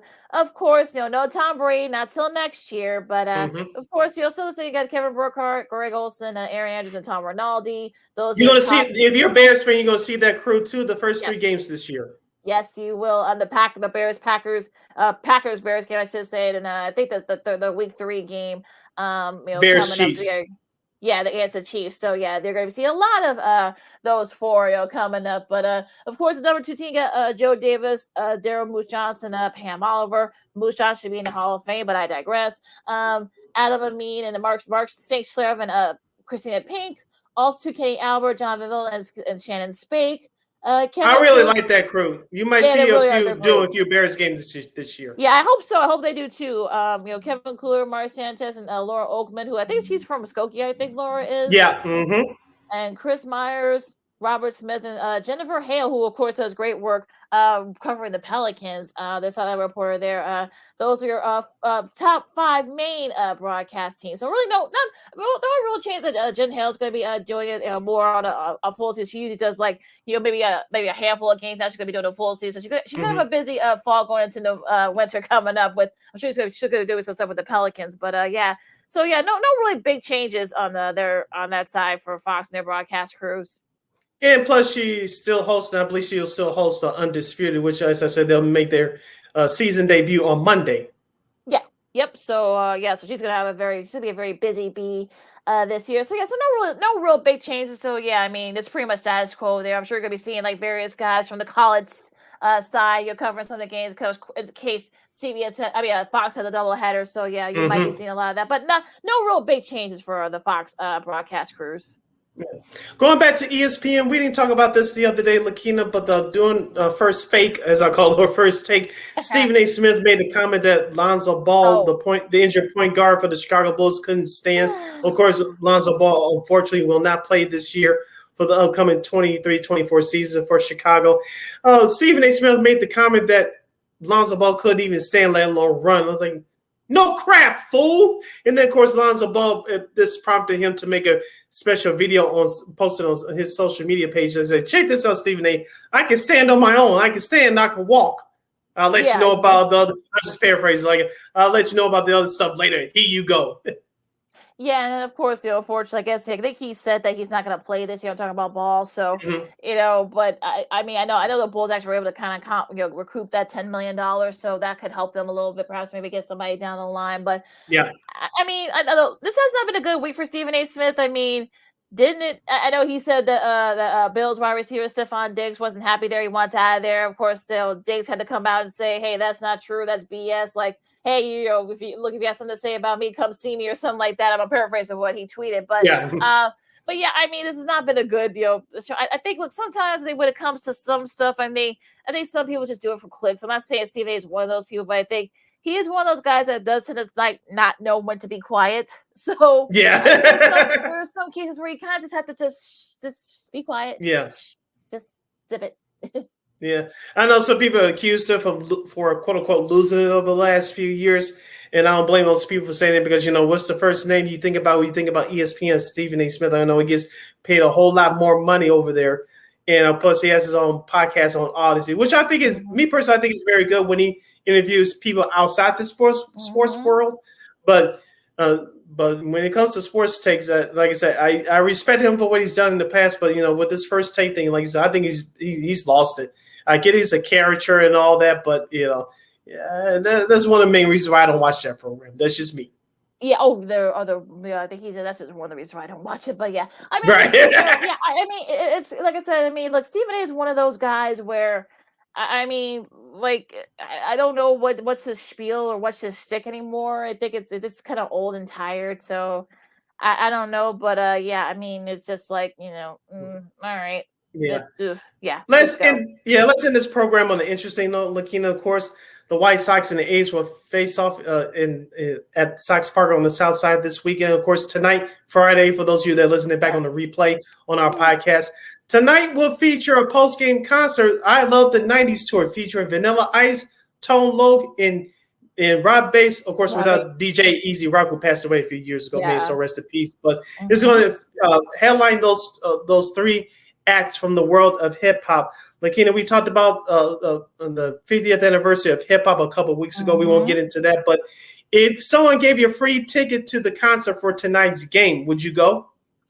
Oh boy. I mean, I guess I might go. I mean, just because I like I don't know. I mean, would you? I mean, I think maybe, but that might be the best. That might be the best part of that. That's of that A's Sox series will be that concert. Just saying. I mean, look, these are not like the 80s, 70s, 80s, Sox and A's. So that 90s concert might be the best part of this weekend. So that might that might rate better than the game, the average of those three games. I know a lot of people didn't go last night. I know that you saw that series against the rubber match against Seattle. The Sox were able to win that one for I don't know how, but you saw a lot of people didn't. Well, it was like about 100 degrees, but still, I mean, yeah, it was hot last night.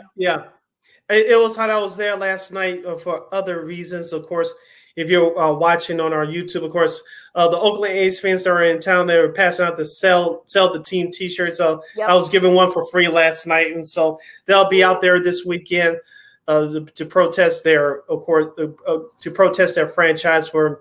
Unfortunately, it looks like they're going to move to Las Vegas in due time in the next 2 or 3 years. And of course, with Jerry Reinsdorf making all the changes he's made so far, of course, more changes with that franchise, as we told you, are coming down the pipeline. But as far as that concert is concerned, Lakina, would I go? Obviously, I'm not going tonight. If it was a free ticket, would I go? Maybe. Like I said, I don't hate Vanilla Ice. He had a couple of good hits, but he wouldn't be the reason why that I would go. Like I said, those other two acts that I mentioned, I would go. Yeah, it was the other two acts I probably would go. Like I said, no shade to Vanilla Ice, but I don't think that him being a headliner is enough for me to want to have to go. Right, exactly. That's just what you're trying to say. No shade. Like I said, I actually don't mind Vanilla Ice, but yeah, it's sort of like, I don't know. But yeah, I mean, it's going to be interesting to see, how much of that, like I said, it's about itself, but okay. All right. We'll see what happens. But yeah, I mean, like I said, it'll be interesting to see if a lot, like I said, that'll probably be more sought after than the other stuff too. So, that might get more people there than the games themselves. So we'll see what happens there. Now, on that note, you can follow me at Keenan McGee on the Twitter and at Keenan McGee on the IG. You can follow yours Shirley Sydney Brown on the Twitter and the IG at SidKid80. Once again, at SidKid80, that's SIDKID80. SIDKID80. Make sure you download that Sports Zone Chicago app wherever you get your apps. Make sure you follow Sports Zone Chicago on all social media platforms, on Facebook, Twitter, Instagram, and YouTube. And subscribe to our podcast at War Media Podcast. That's WARR Media, PODCASTS. We are on all podcast platforms, including that iHeartRadio app. And make sure you give War Media a follow on all social media platforms at WARR Media. That's on Facebook, Twitter, Instagram, and YouTube. And thank you very much in advance for your support. Like, share, subscribe, and tell your friends. All right, so of course you catch Second City Sports every Monday, every Friday, right here on Sports of Chicago on the YouTube channel and also the Facebook page as well. We're trying to get that Facebook page fixed. I don't know why it's but you can check it out on YouTube. It's probably the best place to go. It's all right there for you. And also, too, you can catch Sports Zone Chicago on Roku TV. Absolutely, and of course you can enjoy all the sports. Of course, you got the Physicals with the Tour Championship at East Lake, just outside Atlanta. Of course, our buddy Christine Manica's guy Victor Hovland is leading right now as we record this. So we'll see if he can hang on and win the $10 million annuity. Of course, also you have the Louis World Series. They're finishing up. Of course, you got Curacao and Chinese Taipei in the international final. Of course, you got Elsa going to California and Neville, Texas. They're going to be vying for a spot on the U.S. side. And of course, the Louis World Series final will be on Sunday on ABC. You can check that out as well. Also, too, of course, you got baseball. If you're interested, also to WNBA. They're finishing up their season and all stuff on Premier League. All that stuff. So. Yeah, all type of sports coming up this weekend as we get, and also too, if you're interested, the last week of the preseason, the NFL. If you're interested, I don't know. Yeah. With that said, of course, stay cool, stay safe. First hit on Lake Kansas, but Second City Sports on Sports of Chicago, and we promise we're gonna have our divisional preview starting next week, hopefully. So, check that out too. This is Second City Sports on Sports of Chicago, and we'll see you guys Monday. Of course, we got a biggest coming up right off the bat at 12. Make sure you guys tune in. Go Ninja, go Ninja, go, go, go, go. Oh,